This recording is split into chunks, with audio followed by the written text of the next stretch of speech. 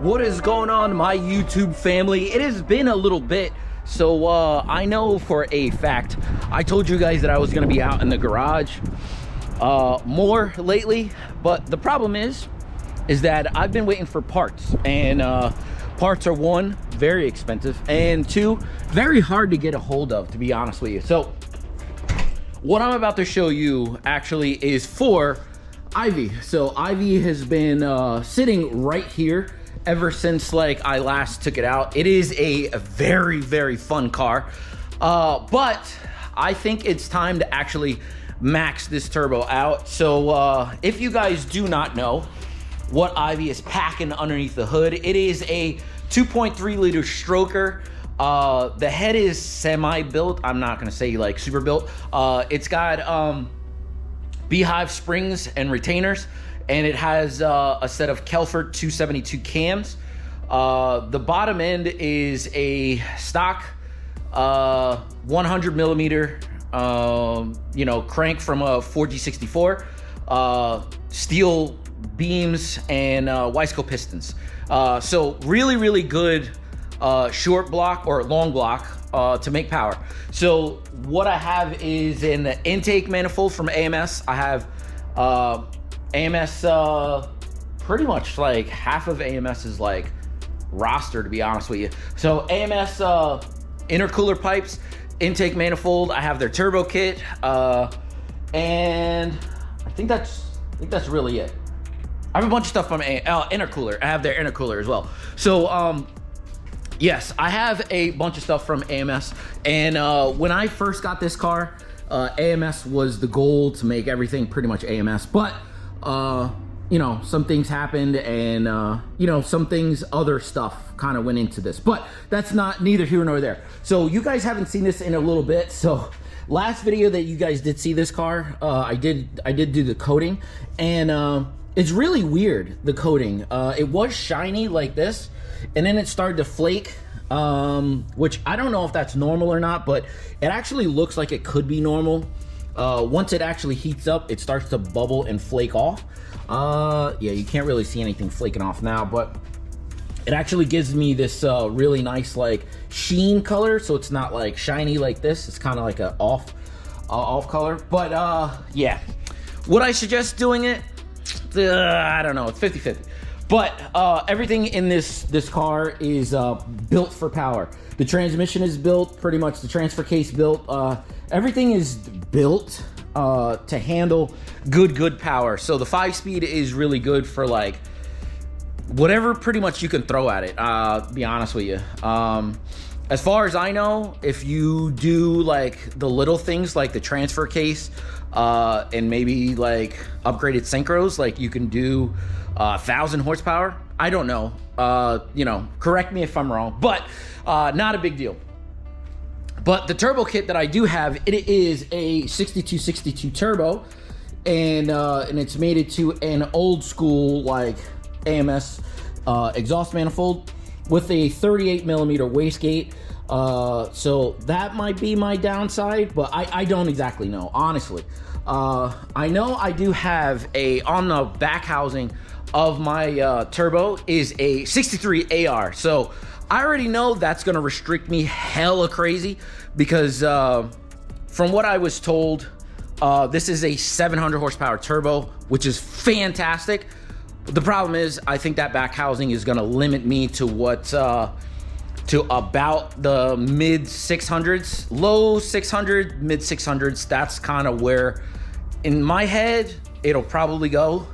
The reason why is just because I feel like it already makes 550 right now. So like if I can push it a little bit harder to like the low 6s, mid 6s, I'll be happy. I don't plan on running E85 all the time, but you just never know. This car does sit quite a bit. Well, during the wintertime, it sits quite a bit. So just like this car, the GTR sits, and now I have the Evo 5 under this blanket here. That's gonna sit over the wintertime because I don't want the frame to get all rusted to hell. You know, this frame is good and this frame is good. So surprise, surprise. All the cars are in really good shape. The Evo 10, but it does have 250,000 miles or whatever it is got on it. So what I'm going to do right now is I am going to show you guys exactly what we have in these couple boxes here to make that type of power, to make any type of power more than what I got. So right now my current setup is an intake AM 320, AM 320 with a set of 1200 cc injectors, fat boys. So FID, fat boys, FIC Blue Maxes, and they're the fat boys. So like everybody's upgraded from these fat boy injectors because they're whatever, low Z or whatever it is. I'm not exactly sure, but they are restricting my power right now, and my drivability is terrible. So whenever the car warms up, perfectly fine, runs good. When it's cold outside, like it is right now, like 40, I think it's 43 degrees outside right now, the car doesn't want to start. It idles weird. Whenever you come to a stop, it dies. Like, so these things I've kind of lived with for a couple of years now, because like, honestly, like I know how to drive my car. So it really doesn't bother me that much. But whenever I get into the car with somebody else, it is almost like embarrassing. Like, oh man, like, I'm sorry, you know what I mean? Blah, blah, blah, blah, blah. But we're looking to remedy that with a set of all new the injectors I got like a while ago, and I had them cleaned, restored, blah, blah, blah, blah, blah. I do have a set of ID 2000 injectors. I have to make sure that that's what I have, 2000 or 2100 cc injectors. That should be enough for what I'm looking for. So the power goal, like I said before, realistically, mid sixes, low sixes in my head, like that should be fun for the street, and then we'll just go from there. But let's get to open up these boxes. Let's see what we got. All right. Okay, so I am very, very excited about this, and to show you guys exactly what we got. So I'm gonna start with this little box here because it came in first. Now, the first thing that we have, a couple things, is we'll start off with this. So we have a couple fittings that we're gonna need. So as of right now, I do have a an AMS fuel rail. So that fuel rail I have connected is a 6AN. So that is exactly what I have currently, but I'm looking to go with an 8AN fitting. So that's gonna go on my inside, or for the feed side.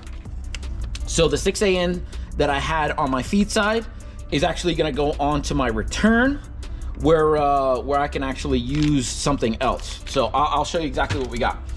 So this is a what is this called? 6AN orbit. So like 6AN to 6AN female fitting. So I'm gonna need this for my fuel setup for right now. So, and I'll show you exactly what we got. So next thing we have is a radium fuel pressure regulator. What is this? No. Fuel pressure reg. And this thing is tiny, but something that I really wanted. So now I'm gonna show you exactly why I went with the setup that I went with.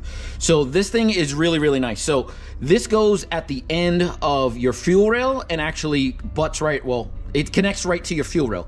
And then you have a negative like this, a 6AN to a female, which if I'm not mistaken, I figured this out in my head, but like it's been like maybe a couple weeks since I've actually had this stuff. You know, but this thing is really, really nice. So I can actually adjust my fuel pressure right on the, well, not on the fly, but like I can actually mess around with the fuel pressure if I needed to with the fuel pressure reg. So, and then it's got all the fittings that I need and stuff like that. So really, really nice stuff. So I'm very, very happy to have that. So next box we have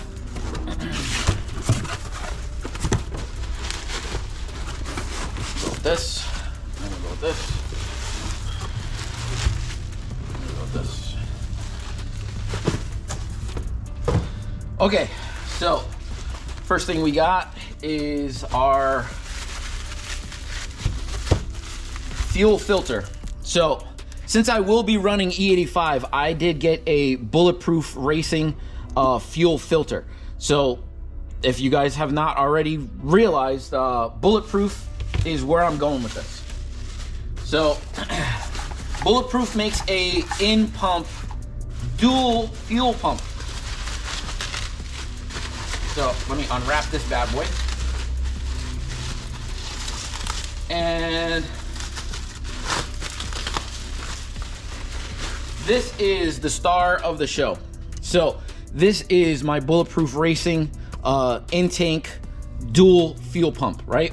So I went with this setup mainly because I really did not want to have anything going on. I didn't want to cut any wires, splice anything. So, and then everything kind of came already pre-assembled. So I went with two Walboro 450s. So I think that'd be plenty of fuel for anything that I'm gonna really need. So there was a reason why I went with Bulletproof over something like Radium.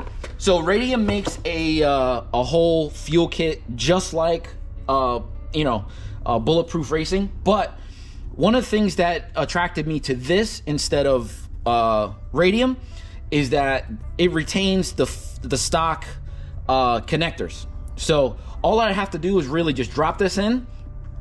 This is going to be for my reserve pump on the other side. Dash AN out, 8 AN out, 6 AN back in, and here is the wiring for the dual fuel pump. So dual fuel pump is set up with 2 relays and a boost reference switch. So I don't really need to worry about anything. So everything is billet, so like super nice. Race harness, style a harness or whatnot. So I don't have to cut, splice, do anything. The only thing I really need to do, find power, ground, and a signal, and I'm off to the races. So everything is contained here. And like I said before, I don't have to cut, don't have to splice, don't have to do anything. Because if you cut and splice, you're pretty much, well, I'm not gonna say SOL, but you can never go backwards. Not like I plan on going backwards, but you just never know. And then accompanying with that is all of our lines. So I have 6 AN and 8 AN fittings for my fuel filter, and then I have the lines itself. So we will be cutting, splicing, doing whatever we need to do to get everything put together. And when I tell you I'm super excited about like how this is gonna come out. So better look at what this thing looks like. So you could mount this pretty much anywhere. People have been mounting this underneath the seat from what I have seen. Hook it up to the battery, like I said, power, ground, and signal wire. The Deutsch connectors go to the fuel pumps themselves right here. And then everything is kind of just drop in the tank. The only thing that you need is actually put your fuel filler, like your level sensor on here, and you're off to the races. Like plumb your stuff. The one thing that I don't know about is this bad boy. So where am I supposed to put this? I have no idea, but I'll have to figure it out. But man, oh man, is this thing beautiful, because it is all like one piece. It is all one piece. Well, I'm not gonna say one piece. This connects to this via this little piece here. So I'm gonna need to find out where I'm gonna be putting this, and then I can kind of go from there. But I'm super excited that this came in. It literally took like 3 weeks to actually get this, but you have to think all of these pieces are billet and they are made to order, so nothing that I can really do. I think, to be honest, this harness here for the dual pump relay is the one that's going to give me issues, because I need to actually figure it out. So I don't really know exactly what that is or what I'm going to have to do. And then when it comes to the back of the block here, or back of the head, as you can see right now, I do have a 6 AN in from the fuel pump, and then then it goes to the fuel pressure regulator on this side, which kind of, you know, I don't know. I need to kind of get rid of that anyway. I'm gonna get rid of this freaking thing because I don't need that. But I'm gonna need to get rid of that. This side here is gonna go over to this side. And yeah, like I said before, I have it planned out in my head. I just have to figure it out. So 8AN is gonna come up from the floor, and it's gonna go into here. The fuel pressure regulator is gonna go on that side, and then the lines are gonna go back out, back to the tank. So like I said, have it figured out in my head. If I need more 6AN line, I'm pretty sure I have 6AN line up here somewhere. Should not be that big of a deal. And then and like I said before, I do have my set of ID, let's see, what are they? Yeah, ID 2000s. You can't barely see it, but I can see it. They're ID 2000 injectors. So pretty much cleaned, ready to go. And yeah, so I should not have an issue there. So like I said before, it is going to be a task getting all of these things together and not having it be an issue. But the deal is that I got to do this after I come back, because as of right now, it is, let's see, it is November 7th. See, it's November 7th right now. So by the time you guys actually watch this video, it'll probably be next week. And then I have GTR Festival that I'm gonna be going to. And then once I come back from GTR Festival, there's probably gonna be like a foot of snow on the ground by the time I get back. And then I can actually start working on this, because as soon as I get this done and get that stuff paid for, then I can go and actually schedule my dyno appointment and actually go for the Gusto, because obviously my tuner is actually gonna have to go remap my whole like pump gas map, and then actually go for E85 or do whatever I have to do. But honestly, I don't know exactly. I don't know if I should get a fuel, like an ethanol content sensor. I don't exactly know yet. I don't know exactly what I'm gonna do as far as like that goes.